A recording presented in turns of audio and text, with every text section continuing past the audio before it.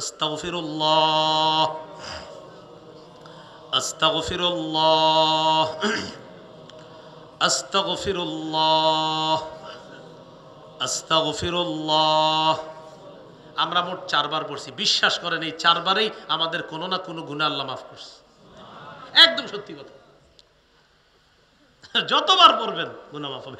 আপনি যতবার পড়বেন গুনাহ মাফ হবে। তো আস্তাগফিরুল্লাহ পড়া। মা বোনরা রান্না করতেছেন আস্তাগফিরুল্লাহ, গাড়িতে আছেন আস্তাগফিরুল্লাহ, বাড়িতে আছেন আস্তাগফিরুল্লাহ, কৃষি ক্ষেতে কাজ করতেছেন আস্তাগফিরুল্লাহ, চলতেছেন আস্তাগফিরুল্লাহ। হুজুর আমি কি আস্তাগফিরুল্লাহ বেশি পড়বো না সুবহানাল্লাহ? এটার একটা সুন্দর জবাব দিছে আমাদের পূর্ববর্তী সালফে সালিহিনগণ। তারা বলেন জামায় ময়লা থাকলে সাবান দিয়ে ধো করতে হয়, আর পরিষ্কার জামাকে আতর দিয়ে মাখতে হয়। জামা যদি ময়লা হয় সাবান লাগাও, জামা যদি পরিষ্কার হয় আতর লাগাও। কলব যদি নাপাক হয় ইস্তেগফারের সাবান লাগাও। কলব যদি মনে করো না মোটামুটি পাক করছি ইস্তেগফার দিয়ে, তো সুবহানাল্লাহর আতর লাগাও। গুনাহ থাকলে ইস্তেগফার, গুনাহ আপনার আস্তাগফিরুল্লাহ অনেকক্ষণ পড়ার পর বাস এবার কলবকে সাফ করলাম। ও আচ্ছা, কলবে তখন ময়লা ছিল, হ্যাঁ ময়লা কিভাবে দূর করছি? ইস্তেগফার দিয়ে। তো এখন কি দরকার? তো সুন্দর জিনিসে আতর লাগানো দরকার। বাস সুবহানাল্লাহ পড়ো, সুবহানাল্লাহ যত পড়বা কলব এখন আরো তত সুন্দর হবে। তাহলে ইস্তেগফারে কলব সাফ হয়, সুবহানাল্লাহ কলব আরো সুন্দর হয়। সাবানে আপনার জামা আপনার এটা পরিষ্কার হয়, আতরে এটার সুগন্ধি আরো বাড়ে, সুবহানাল্লাহ কলবের সুগন্ধি আরো বাড়ে।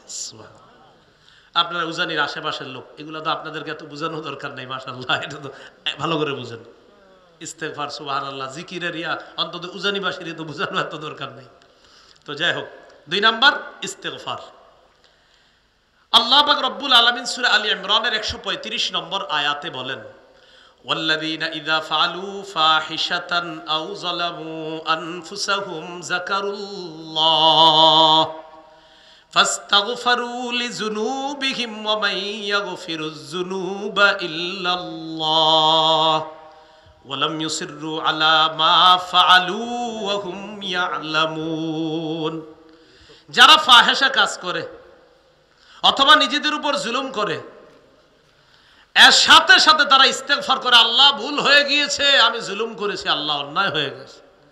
আর আল্লাহ ছাড়া মাফ করবেই বা কে? সুবহানাল্লাহ। আল্লাহ কি বলে দেখেন, ওমাই ইয়াগফিরুজ যুনুবা ইল্লাল্লাহ। আর আল্লাহ ছাড়া মাফ করবেই বা কে? বলেন মাফ করে কে? আল্লাহ। তো আল্লাহ বলেন, তো ইস্তেগফার পড়লে আল্লাহ পাক রব্বুল আলামিন গুনাহগুলো মাফ করে দেয়। এজন্য বেশি বেশি ইস্তেগফার পড়া। মা বোনরা কাপড় ধোয়, শক্তি খরচ হয়, শিখাইয়া দিবেন আস্তাগফিরুল্লাহ পড়বা, শক্তি বাড়বে। এটা আবার কি বললাম, কোরআনে আছে এই কথা।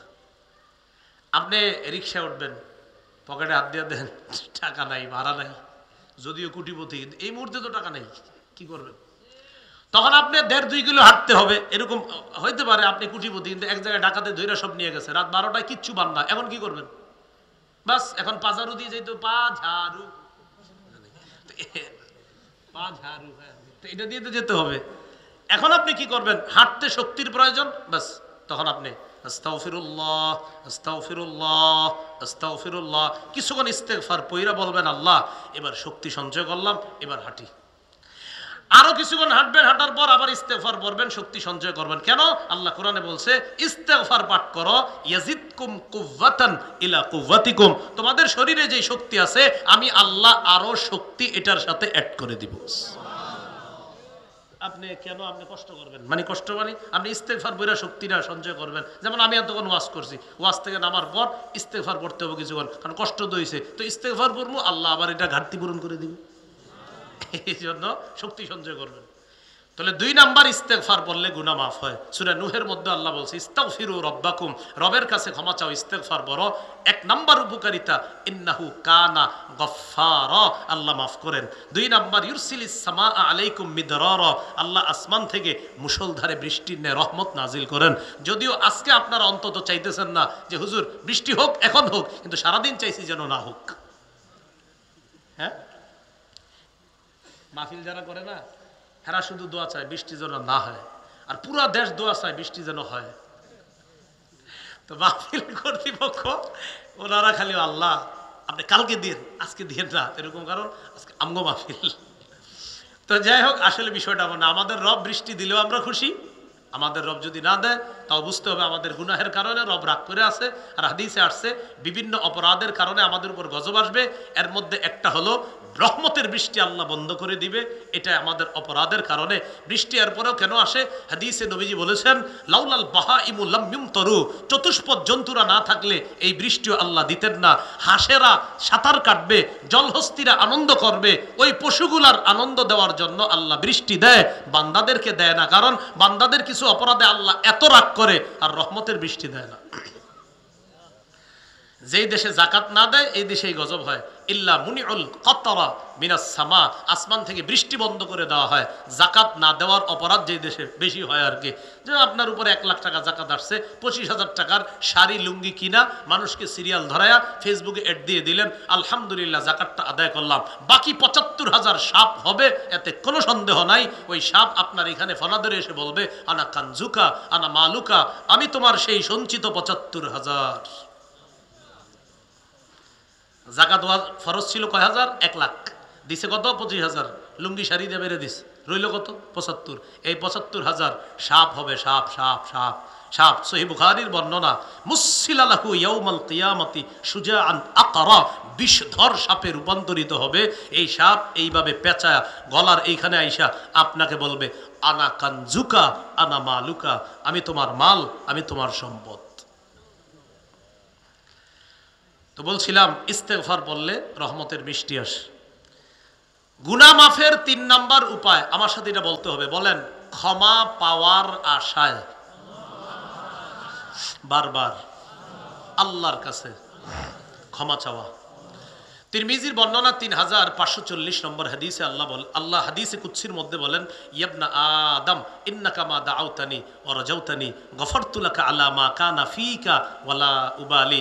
ও আদম সন্তান, ক্ষমার আশায় আমাকে যতক্ষণ ডাকো আমি ততক্ষণ ক্ষমা করি। আমি তোমাকে ক্ষমা করতে আমি আল্লাহ কারো পরোয়া করি না। এটা গেল 3 নাম্বার। 4 নাম্বার, রসুলের সুন্নতের অনুসরণ করলে আল্লাহ গুনাহ মাফ করবে।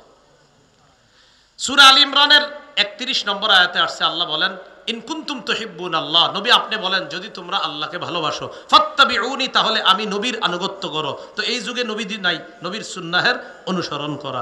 ইউহিব্বুকুমুল্লাহ, আল্লাহ তোমাদেরকে ভালোবাসবেন। ওয়া ইয়াগফির লাকুম যুনুবাকুম, তোমাদের অপরাধ আল্লাহ মাফ করে দিবেন।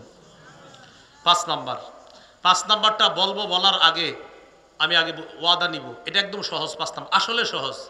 সহজটা বলার পর কারা কারা নিয়ত করবেন যে আমল করবো ইনশাআল্লাহ। 5 নাম্বার, আজান দেওয়া। কি দেওয়া? তো আজান দেওয়া কি কঠিন? বিশুদ্ধ উচ্চারণে আজানটা শিখা এই মসজিদে চান্স নেবেন। একদিন বলবেন হুজুর আমার একটু আজান দিয়ে দিতেন, কেন? একটু গুনাহ মাফ করাই। 5 নাম্বার গুনাহ মাফের উপায় আজান দেওয়া। এজন্য মসজিদের মুয়াজ্জিন যারা, গর্বের সাথে বলবেন আমি মুয়াজ্জিন, এভাবে বললেন না মসজিদে আসি একটা দায়িত্বে আসি, মানে হ্যাঁ, মেয়ে বিয়ে দেয় মুয়াজ্জিন যদি হয় জামাই, বলে না মুয়াজ্জিন, কেন বলেন না আপনি মুয়াজ্জিন?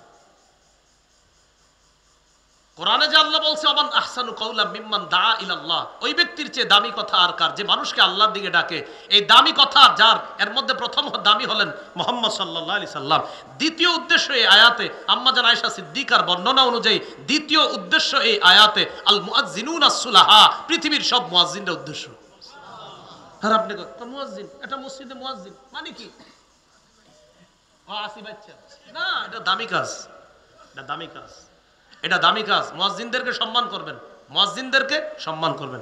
ইমাম সাহেবকে যেমন অনেক সম্মান করেন, মুয়াজ্জিন সাহেবকে সম্মান করবেন। মুয়াজ্জিন সাহেবের বেতন ভাতা হাদিয়া বাড়ায়া দিবেন। মুয়াজ্জিনের অনেক দাম, অনেক ফজিলত। মেহেরবানি করে এই শব্দ মুখ দিয়ে কেউ বললেন না মুয়াজ্জিন, আল্লাহর হস্তে পায়ে ধরি এই শব্দ বললেন না, কারণ মুয়াজ্জিনের যে ফজিলত। আজান সংক্রান্ত আমার লম্বা একটা শুধু আজান নিয়ে আলোচনা আছে, যেখানে আপনারা মিলিয়ন মিলিয়ন মানুষ দেখেছে, এটা শুধু আজান সম্পর্কে একটা আলোচনা আছে যে আজান দেওয়ার ফজিলত কি পরিমাণ। এর মধ্যে একটা হলো আল মুয়াজ্জিনু ইউগফারু লাহু মাদা সাউতিহি, মুয়াজ্জিনের আজানের আওয়াজ যত দূর যাবে এই পরিমাণ পর্যন্ত তাকে ক্ষমা করে। আর কি? ওয়াশহাদু লাহু কুল্লু রতবিন ওয়া ইয়াবিসিন, শুকনা ভিজা যত জিনিস আছে সবাই কিয়ামতের মাঠে মুয়াজ্জিনের পক্ষে সাক্ষী দিবে। 12 বছর আজান দিছে এই এলাকা আসেনি কেউ? মাশাআল্লাহ, হাদিসে আসছে 12 বছর আজান দিলে জান্নাত ওয়াজিব। 12 বছর আজান দিলে জান্নাত ওয়াজিব। তাহলে আজানের চান্স নিবেন নি সবাই ইনশাআল্লাহ। তাহলে 5 নাম্বার উপায় গুনাহ মাফের আজান দেওয়া। বলেন কি দেওয়া? আজান দেওয়া। এটা হলো 5 নাম্বার উপায়। গুনাহ মাফের 6 নাম্বার উপায়, এই আমলটা আমি বলবো যে আজকেই করেন, মাহফিল থেকে যাওয়ার পরেই করে নিন। 2 রাকাত নামাজ পড়া। 2 রাকাত নামাজ। আবু দাউদের বর্ণনা আসছে 1521 নম্বর হাদিস, মা মিন আবদিন ইউজনিবু যামবান ফায়ুহসিনুত তাহুরা। কোন ব্যক্তি গুনাহ করার পর সে যদি পবিত্রতা অর্জন করে, পবিত্রতা অর্জন করার পর ফায়াকুমু ফায়ুসাল্লি রাকাতাইন, দাঁড়িয়ে 2 রাকাত নামাজ আদায় করে, ইল্লা গফারাল্লাহু যামবা, নামাজ আদায় করা শেষ তার গুনাহ মাফ হয়ে যায়। 2 রাকাত নামাজ। তো এই আমলটা আজকে কিন্তু করতে পারেন বাসায় গিয়ে, যার যার গুনাহের কথা স্মরণ করে, আল্লাহ আমি 2 রাকাত নামাজ সুন্দরভাবে পড়তেছি। এই 6টা উপায় আজকে আমরা জানলাম। উপায় আছে মোট 70টা। কয়টা? আজকে 6টা জানলাম। আরও তো কত মাহফিলে আসে, এই বিভিন্ন সময় আস্তে আস্তে জেনে নেবেন। ওয়াজ কম হওয়া ভালো, আমল করা ভালো। সবাই মুখস্থ রাখবেন ইনশাল্লাহ। আরেকটা বিষয়, ফজর নামাজ কিন্তু সবাই পড়েন। রাত ছোট, এই অজুহাতে কিয়ামতের মাঠে বলবেন না আরিফ বিন হাবিব এই গরমের দিনও 12টার পরে বয়ান করছে, এর লেগে আমরা ফজর পড়ি নাই। আল্লাহর রাস্তায় এই কাজ করেন না, অন্তত কালকেরটা পড়েন যেন আমি বাইসে যাই। আপনার হ্যাঁ ফজর পড়বেন ইনশাল্লাহ। আল্লাহ তৌফিক দান করেন। 70টা কোয়ার সময় হবে না, একদম অনেক লম্বা হবে না। 6টা আজকে যতটুকু বললাম এটুকু বাস আমরা মনে রাখবো। খালেস তওবা, ইস্তেগফার পড়া। 3 নাম্বার ছিল আপনার 2 নাম্বার ছিল ইস্তেগফার পড়া। 3 নাম্বার ক্ষমার আশায় ক্ষমা চাওয়া, ক্ষমার আশায় ক্ষমা চাওয়া। 4 নাম্বার রসুলের আনুগত্য করা। আর 5 নাম্বার আজান দেওয়া। 6 নাম্বার 2 রাকাত নামাজ পড়া। আল্লাহ আমাদের সকলকে যে